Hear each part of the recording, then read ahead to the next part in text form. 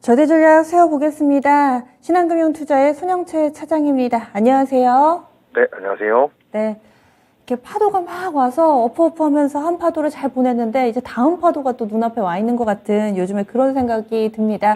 허우적대고 계신 분들이 상당히 많으실 것 같은데요. 오늘 장은 어떻게 보셨는지 또 내일 장 전략까지 이 시간 알아보겠습니다. 오늘 장 한마디 어떻게 정하셨어요? 네, 오늘 장 한마디는 서두에서 말씀해주신 다음 파도에 관한 이야기가 될 것 같은데요.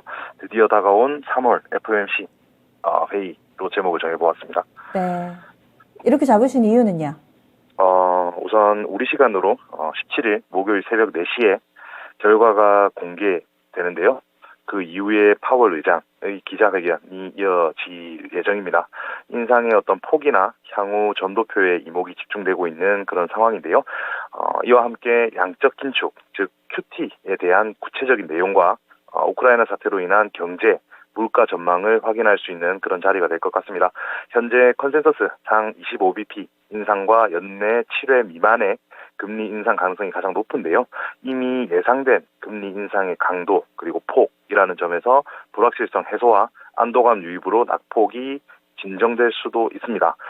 어쨌든 2월 CPI의 어떤 레벨업 그리고 전쟁으로 인한 신중한 태도라는 두 가지 입장으로 인해서 셈법이 조금 복잡해진 건 사실인데요. 일단 연준 의장은 기존 정책 노선을 유지하는 것이 적절하다라는 발언을 했기 때문에 당장 25bp의 인상이 있더라도 물가가 지속적으로 높은 수준을 유지한다라고 하면 향후에 더 큰 인상이 진행될 수도 있기 때문에 50bp 금리 인상 가능성이 추가적으로 아예 없는 것도 아닙니다. 투자자 입장에서는 모든 가능성을 열어두고 시나리오별로 대응하는 것이 가장 좋다라는 판단인데요. 첫째는 어느 폭의 인상이든지 이미 시장이 선반영을 하면서 FOMC 직전까지 하락폭을 키우는 경우가 될 것 같은데요. 이 경우에는 단기 반등 가능성에는 무게를 두셔도 될 것 같습니다. 두 번째는 25bp 인상 그리고 금리 동결 기대 유입이 되는 어떤 시나리오인데요. 단기적으로 시장이 안정을 찾으면서 반등을 도모하겠지만 오히려 6월 빅스텝 가능성이 다시 하락을 가져올 수 있기 때문에 등락 과정 불가피할 것 같고요. 결국 회의까지 남은 시간 동안 증시가 어떻게 움직이는지를 봐야 할 것 같은데 우리 시장을 기준으로 말씀을 드리자면 2,500포인트대 코스피가 도달할 경우에 적극적으로 비중 확대 그리고 2,600포인트 내외의 등락인 경우에는 조금 더 지켜보자로 요약을 드릴 수 있을 것 같습니다. 아, 위쪽으로는 아예 안 보시고 2,600 현재 상황 유지하면은 관망이고 여기에서 더 빠지면 2,500선대까지 열어두고 더 빠지면 좀 접근을 해보자 이렇게 얘기를 해주시네요. 오늘 장만 놓고 봤을 때 어떤 점이 중요하다고 판단하세요? 네, 오늘장 코스피는 지정학적 이슈 외에 중국의 락다운 확산 영향의 약세 지속하는 모습이었습니다. 특히 중화권 증시 개장 이후에는 낙폭이 확대되는 모습도 보여줬었는데요. 전기전자 그리고 화학업종 중심으로 한 외국인의 매도세 지속되었던 것 같고요. 특히 선전시 봉쇄로 인해서 IT 기업 공장 가동이 중단되면서 투심의 어떤 악화에 영향을 끼치는 모습이었는데요. 유가의 경우에는 러시아, 우크라이나 협상의 진전 기대감이나 중국의 수요 불확실성으로 인해서 100달러를 하회하면서 이 부분 역시 조선, 정유, 건설주 약세를 동반했던 것 같습니다. 업종별 등락에서는 의료정밀 그리고 은행 업종 상승에 기계나 건설, 섬유의복 업종은 하락하는 모습이었고요. 코스닥 지수의 경우에는 어제 2%대 급락을 소화하면서 어떤 추가적인 낙폭은 제한이 되는 모습이었는데요. 바이오나 미디어 그리고 엔터 업종이 강세를 나타냈던 것 같습니다. 아무래도 바이오나 의료기기 이런 쪽의 수급 유입은 현재 매크로 이슈와는 상대적으로 연관이 적기 때문인 것으로 판단이 되고요. FOMC 이벤트를 앞두고 환율 1240원 부근의 보합권 등락을 보이고 있습니다. 아시아 주요국 증시는 혼조세 양상인 것 같고요. 이어서 수급, 특징 종목 그리고 외국인 매매 동향 잠깐 말씀을 드려보면 거래소에서는 JW 중해제약 그리고 SD 바이오센서 말씀드린 것처럼 바이오 쪽 종목들과 카카오뱅크, 하나금융지주 등의 은행 업종 내에서 상승 종목들이 많았던 것 같습니다. 특징 종목은 한세실업인데요.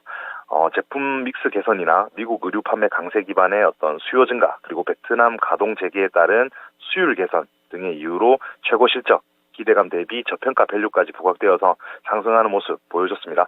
반면에 전반적으로 화학업종과 조선, 운송업종은 낙폭이 확대되는 흐름이었고요. 코스닥 시장 마찬가지로 국전약품, 큐라클, 프롬바이오 등의 어떤 바이오 강세에 게임주들 상대적으로 약세를 보인 하루였던 것 같습니다. 아무래도 지수 낙폭이 제한된 가운데 업종 내 종목별 차별 흐름이 더욱 두드러진 것 같고요. 일부 테마 종목의 경우에는 매매 기간을 길게 가져간다면 큰 변동성에 노출될 가능성도 있기 때문에 주의가 필요하다라는 판단입니다. 끝으로 외국인 수급 동향 한번 살펴보시면 거래소에서는 네이버, 카카오, LG전자 매수세가 눈에 띄었고요. LG에너지솔루션, SK하이닉스, LG화학은 순매도 상위 종목에 이름을 올렸습니다. 완성차 업체 업종 내에서 기아를 매수하고 현대차를 매도한 것도 눈에 띄는 대목이었고요. 코스닥 시장에서는 안랩 순매수세가 특징적이었고 LNF, 아프리카TV 그리고 펄어비스 매도세를 보였던 것 같습니다. 네. 그러면은 내일장에서는 어떤 점이 중요할까요? 네, 내일장 체크포인트 크게 두 가지로 나눠서 볼 수 있을 것 같은데요. 첫째는 주간 증시 이슈 관한 부분인데요. 3월 FOMC, 이번 주로 다가온 것 외에, 러시아와 우크라이나를 둘러싼 어떤 협상과 관련한 지정학적 위기 역시 여전하다라고 보시면 되고요. 와중에 디폴트 우려 역시 확대되고 있는 상황이고, 25bp 수준의 금리 인상, 사실 주식시장에 미치는 영향 자체는, 금리를 25bp 올린다라고 하면 중립적으로 보는 게 맞겠지만, 러시아의 어떤 국가 신뢰도 부분 지속적으로 시장 변동성 키울 수 있는 요인이 될 것 같습니다. 단기 변동성 확대에 더욱 주의가 필요한 시점이다라고 보시면 되고 FOMC 서두에 말씀드렸던 자산 축소 QT 논의가 나타난다라고 하면 금액이나 규모에 따라서 추가적으로 부정적인 영향이 더 커질 가능성도 염두에 두셔야 될 것 같습니다. 다만 2월 CPI 결과에서 봤듯이 경제 전망에 따라서 향후 통화정책 일정만 구체화시켜준다라고 할 수 있으면 국내 증시 기준으로는 깊은 어떤 조정의 끝이 보일 수도 있기 때문에 사실 긍정적인 변수와 부정적인 변수가 혼재한 그런 한 주가 될 것 같다라고 보고 있고요. 지정학적 변수 계속해서 많이들 물어봐 주시고 질문을 해주시는데 지정학적 변수는 결국에는 펀더멘탈하고는 관련이 없는 부분이기 때문에 증시 자체의 어떤 펀더멘탈에 더 관심이 필요하다라고 보고 있고요. 두 번째는 외국인의 셀 코리아 지속 가운데 윤석열 랠리에 관한 부분인데요. 오늘 같은 경우는 잠깐 쉬어가는 모습을 보이고 있지만 현재 두 달 연속 이어지고 있는 외국인의 순매도는 지속이 되는 상황인 것 같습니다. 2020년 3월 달과 비교해서 외국인의 국내 증시 비중 역시 8% 이상 하락해서 30% 초반대를 유지하고 있는데요. 개인의 어떤 매수세도 지수 방어를 하기에는 역부족인 그런 상황이다라고 말씀을 드리고요. 새 정부 정책 기대감으로 건설주 그리고 원전 관련주들 최근에 움직임이 좋았었는데요. 말씀을 드리고 싶은 건 게임과 플랫폼 업종에 관한 내용입니다.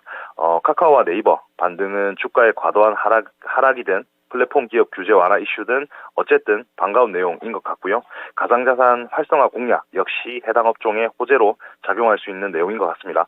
당선인의 어떤 인터넷 게임 분야와 관련된 공약은 대체로 긍정적인 것으로 풀이가 되고요. 직접적인 규제보다는 업계의 자율적인 자정 노력을 촉진시키는 것이 핵심 방향성이기 때문에 플랫폼 산업의 리스크가 현저히 줄어들었다라고 봐도 될 것 같고 게임 산업 역시 확률형 아이템과 관련된 규제 일부는 강화될 전망이지만 게임사 자체의 비즈니스 모델이나 향후 성장성하고는 크게 영향을 못 줄 것으로 보이기 때문에 암호화폐 공개나 NFT 거래 활성화 관련주들 지속적인 관심이 필요하다.